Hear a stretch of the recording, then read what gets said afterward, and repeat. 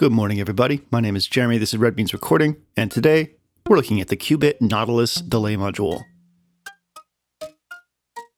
Right now, you're hearing Qu-Bit surface go into it. You're hearing it dry, and then I'm going to bring it in, and we're going to hear a little jam and talk about it a little bit, and then we'll do a walkthrough. There it is. That little stereo. I'm modulating it heavily now. You're going to hear it just go crazy for a bit, but in a really nice way.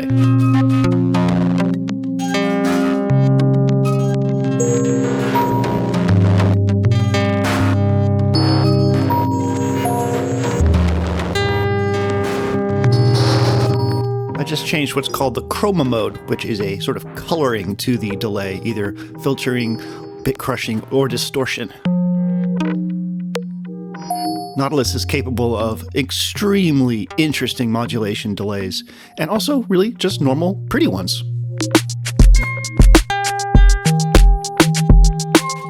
One of the cool things about Nautilus is the sonar output, which can be configured to send out CV or gates related to the delay signal. Right now it's plugged into the model CV of Surface to change the model according to what's happening with the delay, and it's really cool.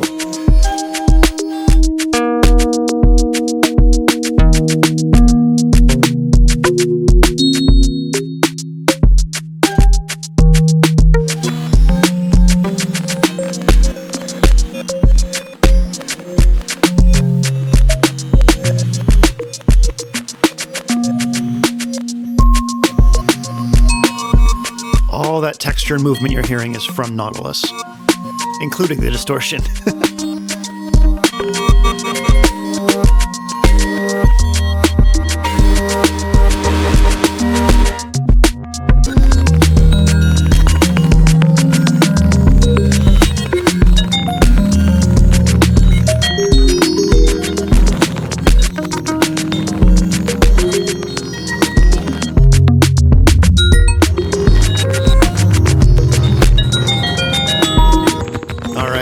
So that's our first little demo out of the way. Next up, we'll do a walkthrough of how the Nautilus works, how it sounds, and yeah, it'll be fun, I promise. Okay, so the Nautilus is a delay, or echo basically. You can clock it, it comes in with a clock signal, and it's going to create copies of our sound and distribute them in time. That's basically what an echo or a delay does. Right now I have the Vert Legio from Noise Engineering. And I'm going to take the sonar output out. This is a CV signal being generated by Nautilus that I currently have plugged into one of the CV inputs of the Vert Legio. And you can hear it's actually doing some cool CV work. And it's timed, right? As I change the resolution here, which is our main timing control for the delay, you're going to hear that that signal changes timing as well.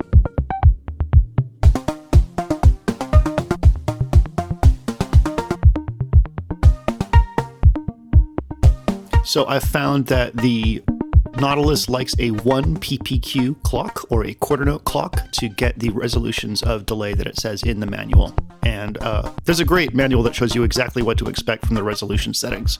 And it goes very fast.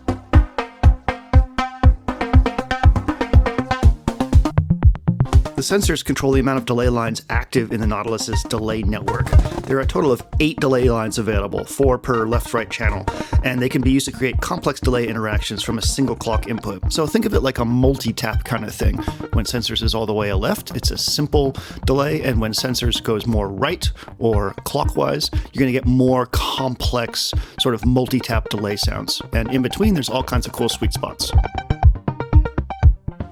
Dispersal adjusts the spacing between the delay lines currently active on the Nautilus. So the spacing amount is heavily dependent on available delay lines from sensors and resolution, and can be used to create interesting polyrhythms, strums, and just madness if you want.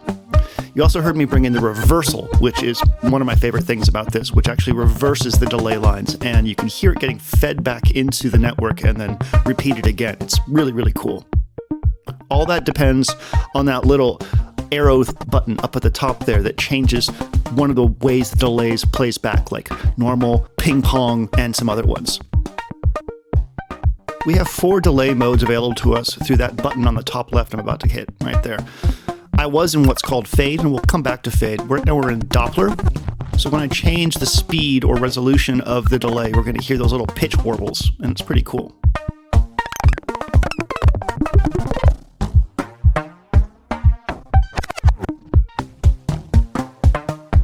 Next up is shimmer, which creates pitch-shifted versions of the delay signal, and it's super, super cool.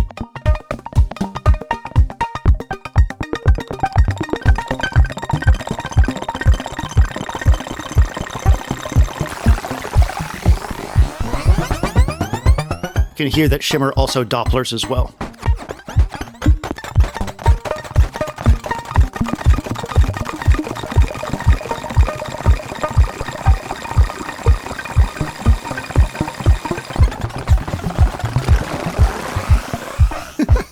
Next one up is an anti-shimmer, or a de-shimmer. This one goes sort of down and darker, which each of the delay pings, as opposed to shimmer, which goes up and brighter.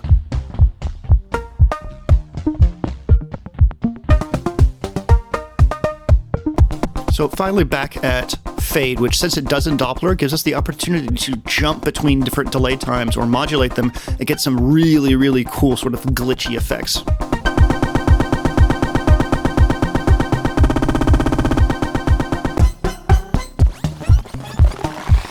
I lied, we're back at shimmer.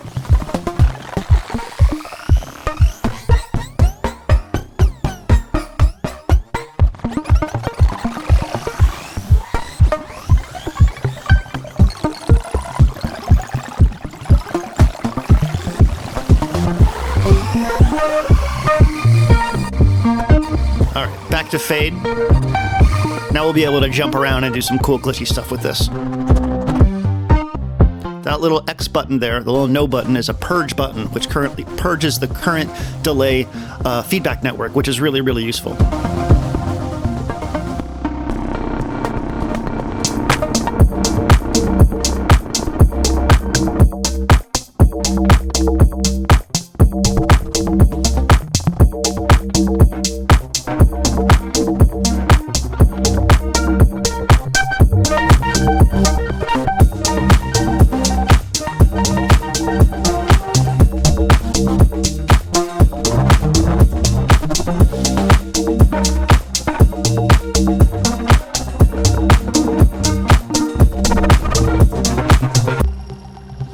Of course, this thing does really well with crazy ambient swells and stuff like that.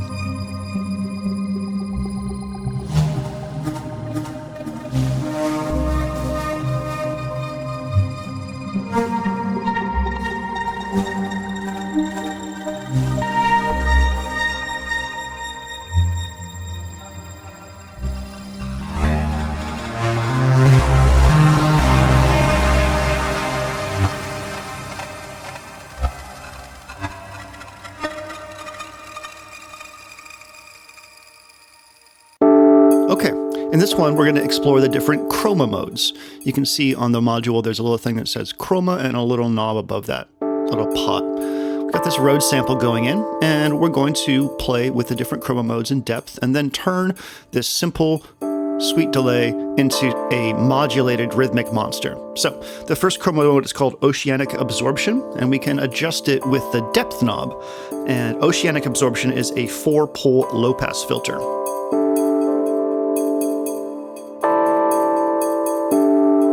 You won't hear it until I turn the depth knob up, but I'm just kind of getting some adjustments set up here to make this sound cool.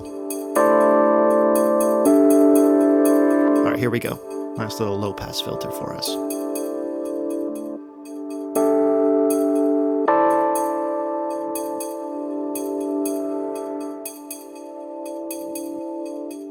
The next one is called Whitewater, and it's a high-pass filter. So it'll take the lows out as we turn the depth up.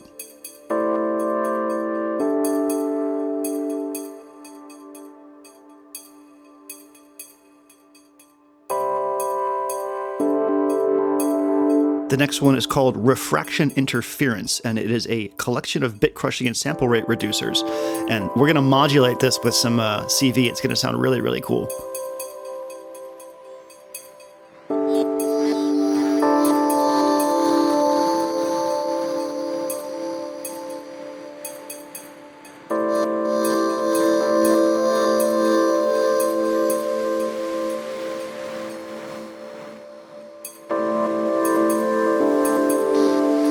Now you can hear it jumping around with stepped voltage.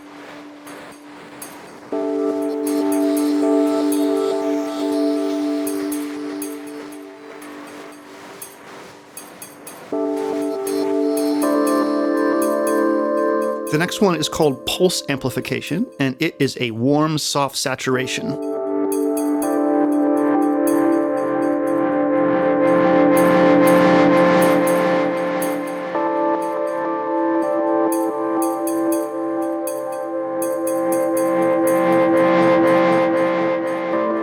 The next is called receptor malfunction, and it's a wave folder distortion that's applied to the incoming audio.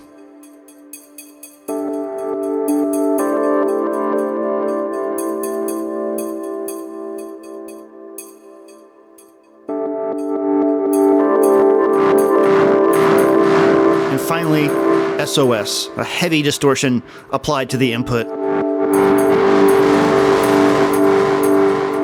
Now that you've heard all those, we're going to send a bunch of CV in here. We're going to turn the delay into a heavily step-modulated rhythmic thing, and it's going to be cool.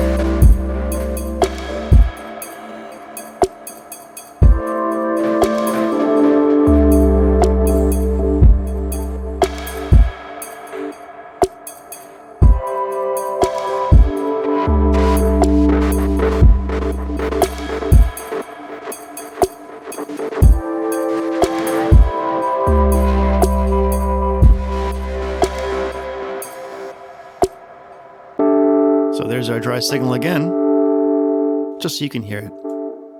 I'll bring in all that fun stuff in a second again.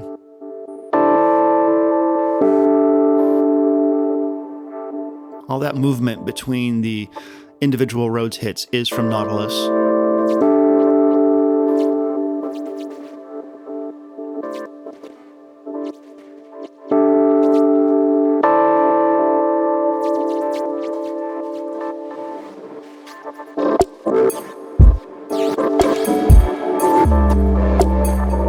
Remember that this is just 2 Rhodes chords at the beginning of each bar. Everything else here is Nautilus.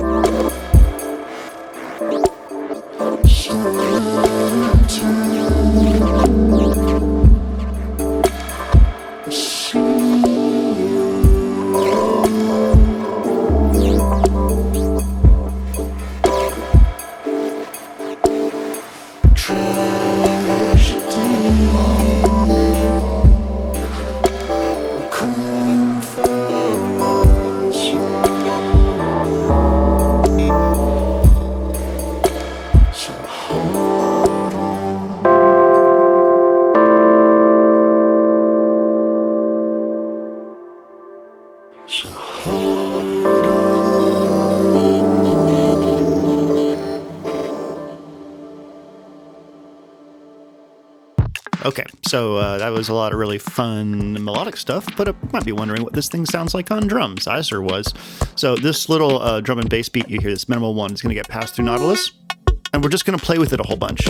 Just, see what happens. We're going to modulate it a whole bunch too, especially resolution in fade mode, so we can get like jumping, buffered delay glitches. I'm going to stop talking and just let this play. There's nothing really more to say here except for the fact that Nautilus is pretty cool. After this, we'll have one more demo, and yeah, here's some drums.